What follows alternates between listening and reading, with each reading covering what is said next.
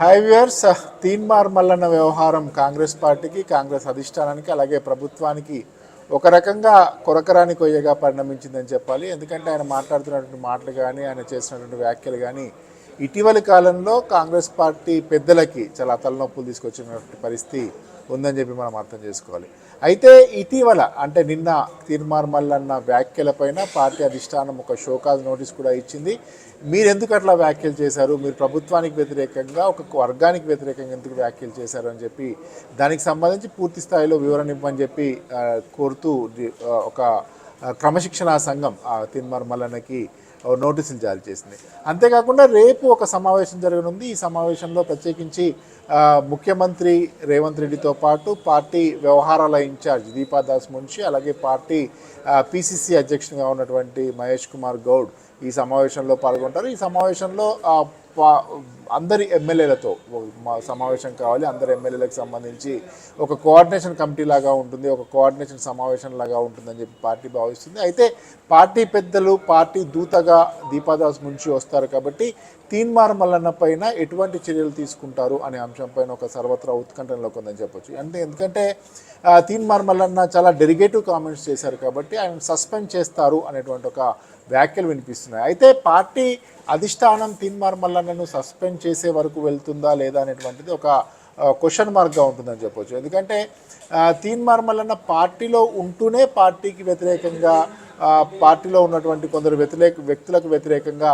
వ్యాఖ్యలు చేస్తున్నారు కాబట్టి ఆయన సస్పెండ్ కనుక చేస్తే ఇక పట్టపగ్గాలు ఉండవు, ఇంకా చాలా గట్టిగా, ఇంకా చాలా డెరిగేటివ్గా మాట్లాడేటువంటి అవకాశం ఉంటుంది. కాబట్టి అటువంటి నిర్ణయం పార్టీ అధిష్టానం తీసుకునేటువంటి అవకాశం ఉండకపోవచ్చు. కేవలం నోటీసులు జారీ చేసి దానికి సంబంధించి వివరణ ఇచ్చి ఇక పైన అలాంటి చర్యలకు పూనుకోవద్దు అని చెప్పి ఒక హెచ్చరికలు జారీ చేసి ఆ వ్యవహారాన్ని అంతటితో ముగించేటువంటి అవకాశం అయితే కనిపిస్తోంది.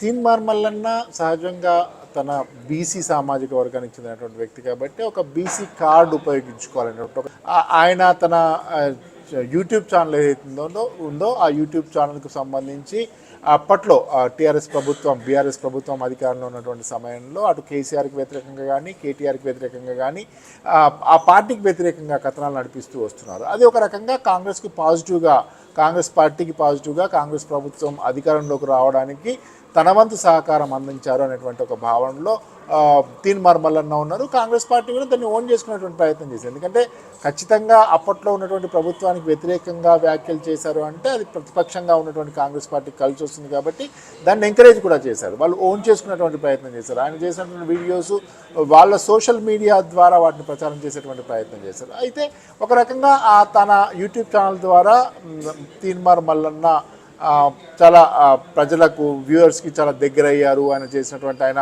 ప్రజెంటేషన్ స్టైల్ ఏదైతే ఉంటుందో అది కొంచెం సామాన్యులను ఆకట్టుకునే విధంగా ఉంటుంది అనేటువంటి వ్యవహారంలో ఎటువంటి సందేహం లేదు. సో దాన్ని అప్పట్లో కాంగ్రెస్ పార్టీ కొంచెం క్యాష్ చేసుకుని కొంచెం తనకు అనుకూలంగా మార్చుకునేటువంటి ప్రయత్నం చేశారు.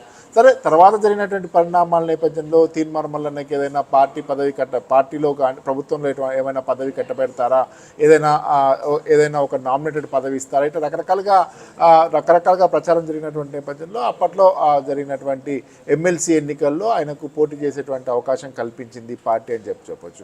ఎందుకంటే అప్పట్లో ఆయన అఫీషియల్గా పార్టీలో చేరారు కాబట్టి తద్వారా ఆయనకి పార్టీకి నుంచి పోటీ చేసేటువంటి అవకాశం లభించింది. పార్టీ నుంచి పోటీ చేసే అవకాశంలో భాగంగా ఆయన మంచి మెజారిటీతో విజయం సాధించారు. పార్టీ ఎమ్మెల్సీగా కొనసాగుతున్నారు. అయితే తీన్మార్ మల్లన్న ప్రస్తుతం అయితే పార్టీ సభ్యునిగా ఉన్నారు, పార్టీకి సంబంధించినటువంటి ఒక ప్రజాప్రతినిధిగా ఉన్నారు. మొత్తం దేశవ్యాప్తంగా కులగణన చేపట్టాలి అనేటువంటిది కాంగ్రెస్ పార్టీ యొక్క విధానం. దానికి సంబంధించి రాహుల్ గాంధీ కూడా చాలా సందర్భాల్లో మాట్లాడారు. దానికి అనుగుణంగానే రేవంత్ రెడ్డి ప్రభుత్వం కులగణనకు పూనుకుంది అని చెప్పి మనకు స్పష్టంగా అర్థమవుతుంది. అయితే ఇప్పుడు జనాభాలో సగం కంటే అధికంగా ఉన్నటువంటి బీసీలను ఏకం చేసి లబ్ధి పొందాలి అనేటువంటి ఉద్దేశం అటు కాంగ్రెస్ పార్టీకి ఉంటుంది. అట్ ద సేమ్ టైం పార్టీలో ఉన్నటువంటి నాయకులకు కూడా ఖచ్చితంగా ఉంటుంది. దాంట్లో భాగంగానే తీన్మార్ మల్లన్న ఎవరైతే ఉంటారో తనకు తానుగా ఒక బీసీ లీడర్గా ప్రొజెక్ట్ చేసుకుంటూ అయితే బీసీ సామాజిక వర్గానికి చెందినటువంటి వ్యక్తి కాబట్టి తనకు తాను ఒక బీసీ లీడర్గా ప్రొజెక్ట్ చేసుకోవడం ద్వారా లబ్ధి పొందొచ్చు అనేటువంటి ఉద్దేశం ఖచ్చితంగా ఉంటుంది. మనం మొన్న వరంగల్లో జరిగినటువంటి సమావేశంలో కనుక చేసినట్టయితే ఆయన చేసినటువంటి కొంచెం డెరిగేటివ్ కామెంట్స్, ఎవరైతే ఈ రెడ్డి సామాజిక వర్గానికి వ్యతిరేకంగా, రెడ్డిలకు వ్యతిరేకంగా ఆయన చేసినటువంటి వ్యాఖ్యలు ఏవైతే ఉంటాయో ఖచ్చితంగా ఆక్షేపణీయం అనేటువంటి వాదనలు బలంగా వినిపిస్తున్నాయి. మనం సోషల్ మీడియాలో కనుక చూస్తే ఆ రెడ్డి సామాజిక వర్గానికి చెందినటువంటి వాళ్ళు ఆయన చనిపోయినట్టుగా ఆయన ఫోటోకు దండేస్తూ ఇట్లా రకరకాలుగా ప్రచారం చేస్తూ వస్తున్నారు. సో ఒకటి దీంట్లో క్లియర్గా కనిపించేటువంటి అంశం ఏంటి అంటే తీన్మార్ మల్లన్నకి పార్టీలో ఉండడం ద్వారా ఎట్లాగో ఆయనకు ఒక ఎమ్మెల్సీ పదవి ఉంది, ఇంకో 2 ఏళ్ల పాటు ఆయన ఎమ్మెల్సీ పదవిలో కొనసాగుతారు.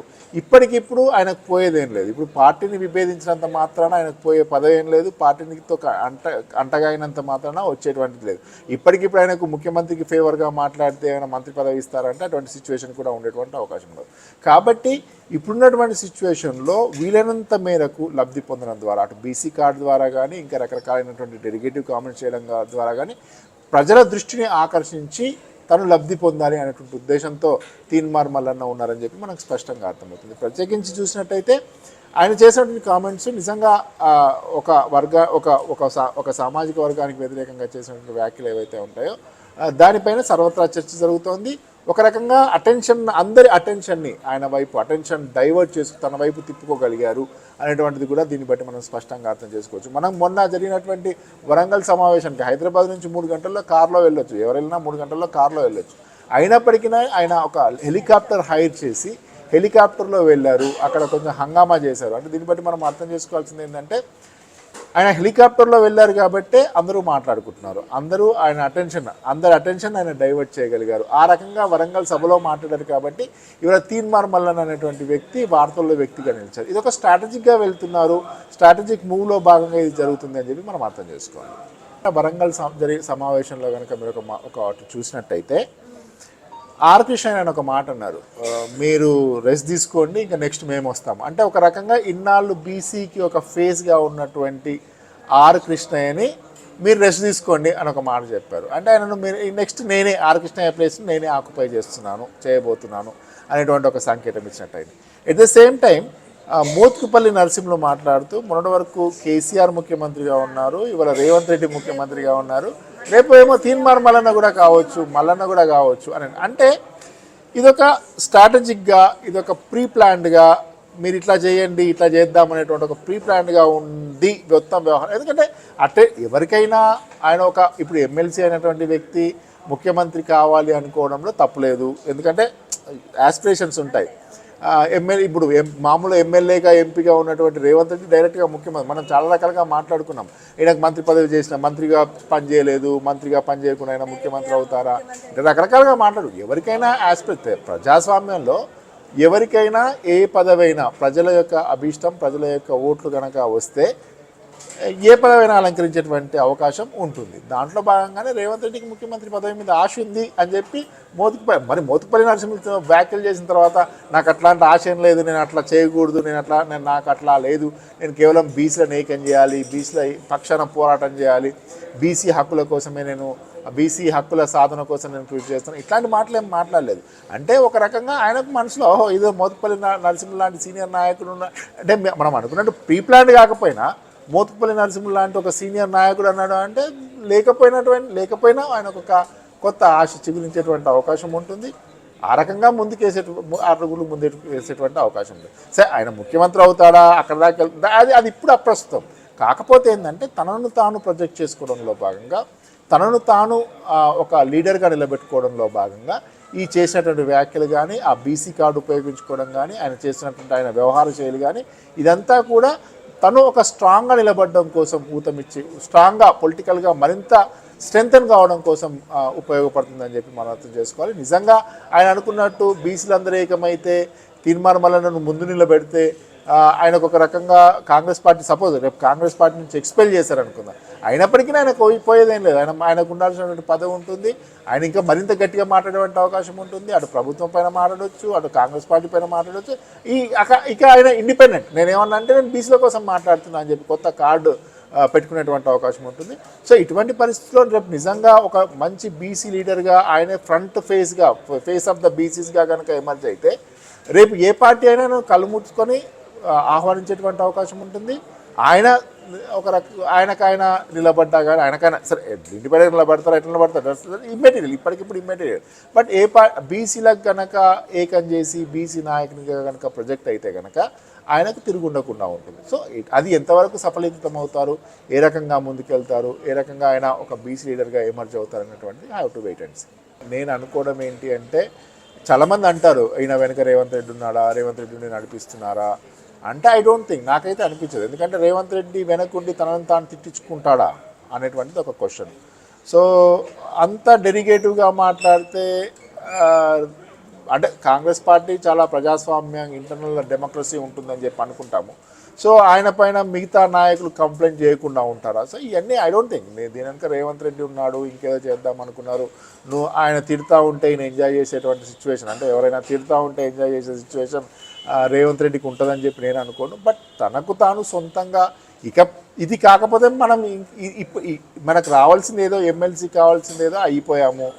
ఇకపైన ఏదొచ్చినా ఆయనకు అడ్వాంటేజే కదా, ఏదొచ్చినా ఆయన ఖాతాలో ఆయనకు ప్లస్సే అవుతుంది. ఆయన రేపు పొద్దున బీసీ లీడర్గా ఎమర్జ్ అయినా, లేకపోతే మంత్రి అయినా, లేకపోతే ఇంకోటైనా ఆయనకే ప్లస్ అవుతుంది. కాబట్టి ఐ డోంట్ థింక్ దీని వెనక రేవంత్ రెడ్డి ఉన్నారు, ఇంకెవరో నడిపిస్తున్నారు అనేటువంటి దాన్ని మాత్రం అంత పెద్దగా అనుకోవడానికి లేదు. Is having his own strategy. అంటే మనం చూస్తే ఆయన ప్రయాణం కూడా మనం ఒకసారి చూసినట్టయితే, ఆయన గతంలో ఒక ఛానల్లో ఒక షో చేస్తున్నాయి, తీన్మార్ అనేటువంటి పేరు ఎట్లా వచ్చిందో, ఆ తీన్మార్ అనేటువంటి షో చేస్తున్నటువంటి సమయంలోనే ఆయన ఒకసారి కాంగ్రెస్ పార్టీ నుంచి ఎమ్మెల్సీగా పోటీ చేసి ఓడిపోయారు. తర్వాత సరే కోర్స్ ఆఫ్ ద టైం ఆయన సొంతంగా ఒక యూట్యూబ్ ఛానల్ పెట్టుకోవడము, దాన్ని కొంచెం అగెనెస్ట్ టీఆర్ఎస్ కింద నడపడం అట్లాంటివి చూసాము. ఆ మీటింగ్లో ఏదైతే అన్నారో, ఆ మీటింగ్లో అన్న మాటలను పూర్తిగా నిజం చేయకపోయినప్పటికీ కూడా ఇవ్వాలే అనుకుంటాను. ఆయన షోలో ఆయన యూట్యూబ్ ఛానల్లో చేసేటువంటి షోలో నిన్న ప్రవేశపెట్టినటువంటి ఆ బీసీ స్టేట్మెంట్కి సంబంధించిన దాన్ని ఆయన అగిపుల గీసి కాల్చినటువంటి సందర్భం కూడా ఉంది. చూడాలి ఎటువంటి మలుపులు తిరుగుతుంది, ఏమవుతుంది అనేటువంటిది మాత్రం చూడాలి డెఫినెట్గా.